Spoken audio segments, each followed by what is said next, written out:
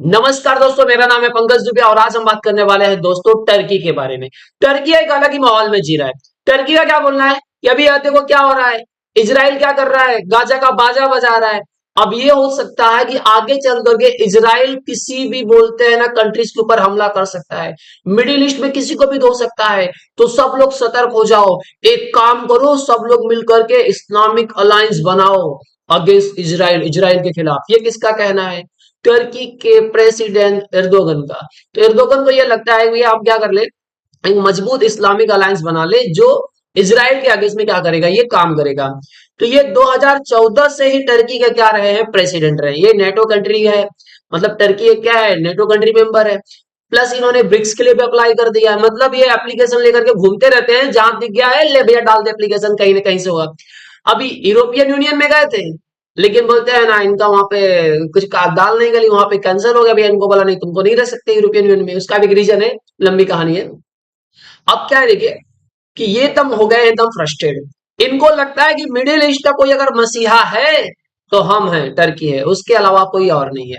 तो इन्होंने पूरा बोलते हैं ना, इसराइल नेतन्याहू को पूरा बोलते हैं ना एकदम ओपन चीज क्लियर कर दिया है कि अगर तुम इसराइल को बोल दिया है कि अगर तुम कुछ गाजा में या यहाँ पे कहाँ पे, इन्होंने बोलते हैं ना वेस्ट बैंक के पास में आपने जो पूरा नक्शा ही उड़ा दिया है, यहाँ पे कुछ करोगे तो पूरा हमारा इस्लामिक जो अलायंस है वो आपके खिलाफ आ जाएगा लड़ने के लिए।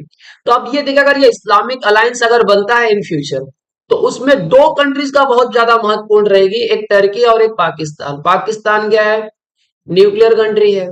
टर्की के पास भी वेपन्स अच्छे हैं, इन्होंने रशिया से S-400 भी खरीदे हैं, F-16 भी है, F-35 भी अमेरिका से बातचीत कर रहे हैं। हालांकि इनको भी देखते हैं उस प्रोग्राम में रखा जाएगा नहीं रखा जाएगा।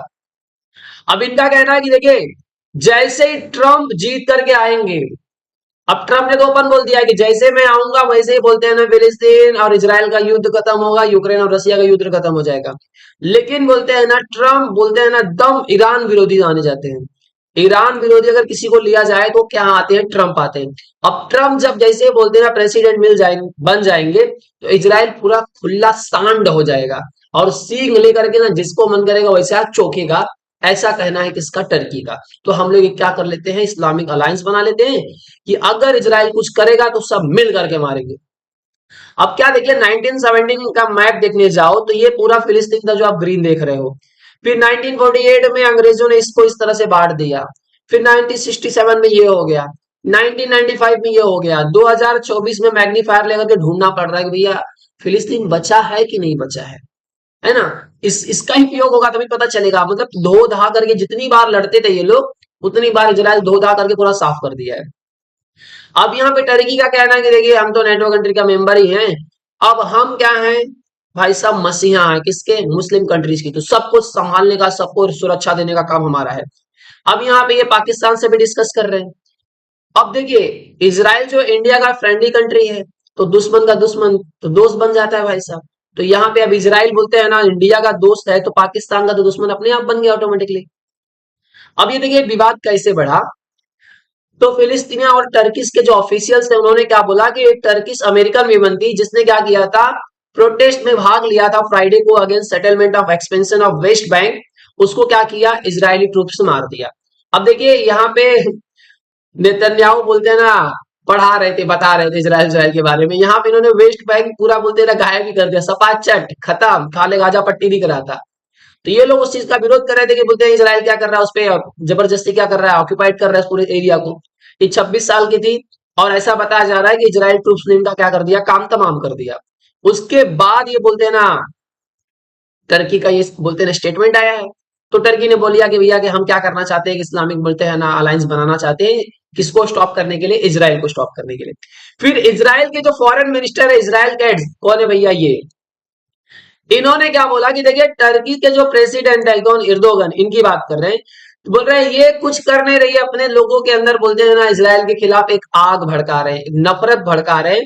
ये अपने जो दोस्त हमास है, इनका जो दोस्त हमास है उसके लिए काम कर रहे हैं, उसको बचाना चाहते हैं। इसके लिए इजराइल के लोगों में ना, टर्की के लोगों में ना इजराइल के खिलाफ क्या कर रहे हैं, एक वायलेंस भर रहे हैं, एक नफरत भर रहे हैं। चलिए दोस्तों, ये तो किसका कहना था, इजराइल के जो फॉरेन मिनिस्टर थे। और साथ ही साथ में उन्होंने ये बोला कि देखिए इजराइल कुछ कर नहीं रहा है, इजराइल अपने बॉर्डर्स को, अपने सिटीजन्स को क्या कर रहा है, हमास से बचा रहा है। अब देखिए दोस्तों, हुआ क्या था कि हमास ने क्या किया था, 7 अक्टूबर 2023 को क्या कर दिया था, अचानक से बोलते हैं ना इजराइल के ऊपर अटैक कर दिया था। ये उसके बारे में क्या कर रहे हैं, बात कर रहे हैं। अब यहाँ पे देखिए साथ ही साथ उन्होंने बोल दिया कि हम क्या कर रहे हैं, लड़ रहे हैं किसके, ईरान के प्रॉक्सी से। ईरान का प्रॉक्सी कौन है, मिलिटेंट्स जो है कुछ सीरिया और इराक में, हिजबुल्लाह, हमास, हुतीस, ये सब फंडेड बाय कौन है, ईरान। इनको कुछ भी चाहिए, गोला बारूद चाहिए, लो ईरान से लेकर जाओ, जहां पे फोड़ रहा है फोड़ फाड़ के चले आओ, ब्रुम ब्रुम ब्रुम। इनका एक ही कॉन्सेप्ट है। अब उसमें क्या हो गया कि ये आकलन लगाए जा रहे हैं कि अगर ये भैया प्रेसिडेंट बन करके आ गए तो पूरा मामला चेंज हो जाएगा। अब ये अपने प्रेसिडेंशियल इलेक्शन के बेनिफिट के लिए इन्होंने बहुत सारी चीजें जो बोलते हैं ना बाइडेन के खिलाफ में बोली है।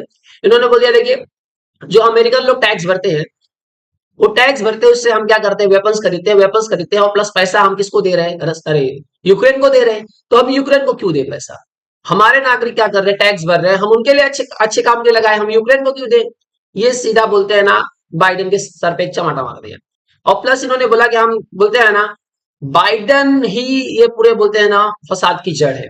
इन्होंने बोला कि देखिए, जब तक था मैं, तब तक मैंने ईरान पे सैंक्शंस लगा करके रखे थे, ईरान के पास पैसे नहीं आ रहे थे, ईरान बोलते हैं ना फंडिंग नहीं कर पा रहा था हमास को। और जैसे ये बाइडेन आए, ईरान के ऊपर से सैंक्शन हटाया, ईरान के पास पैसा आया, फंडिंग किया इसने, हमास के पास पैसा आया, हमास ने क्या कर लिया, 7 अक्टूबर 2023 को इजराइल के ऊपर अटैक कर दिया। साथ ही साथ इन्होंने एक चीज और बोल दिया कि देखिए, जब तक मैं था 2014 के बाद रसिया धमसान बैठा था, बाइडेन आए, इन्होंने बोल दिया जेलेंस्की को, क्या भैया नेटो ज्वाइन करोगे, ये बोले हाँ हाँ सर ज्वाइन करेंगे ना, क्यों नहीं करेंगे। रसिया ने 24 फरवरी 2022 को इनको बोलते हैं ना ठेल दिया, एकदम अच्छे से ठेल दिया। अब बोलते हैं ये सब बाइडेन, मतलब ट्रम्प ये बोल रहे हैं कि ये सब फसाद की जड़ बोलते हैं एक्चुअल बाइडेन है, क्योंकि इनको प्रेसिडेंशियल इलेक्शन में बेनिफिट भी तो चाहिए, फायदा भी तो चाहिए। और ये बोलते हैं ना पूरा इस चीज का बेनिफिट उठा रहे हैं, जिससे ये चांसेस लगाए जा रहे हैं कि भैया ये इलेक्शन जीत जाए।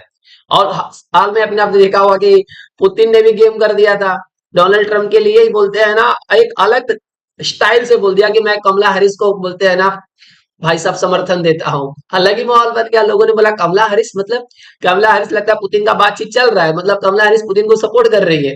तो इससे क्या हो गया भैया, डोनाल्ड ट्रंप का बोलते हैं ना जीतने के चांसेस और ज्यादा बढ़ गए। क्योंकि अभी देखिए पुतिन को बोलते हैं ना as a gangster, as a criminal, as a बोलते हैं ना मॉन्स्टर देखा जाता है। अमेरिका के लोग यही देख रहे हैं कि भैया ये तो यूक्रेन के साथ में गलत कर रहे हैं। अब एक मॉन्स्टर को बोलते हैं ना समर्थन दे रहा है किसको, कमला हैरिस को। तो मतलब लोग जोड़ेंगे भैया कमला हैरिस और पुतिन का कनेक्शन है, मतलब ये भी समर्थन दे रही है पुतिन को कि हाँ भैया तुम जो कर रहे हो सही कर रहे हो। तो उससे कमला हैरिस का वोटिंग कम होने वाला था, पुतिन ने अलग गेम खेल दिया था।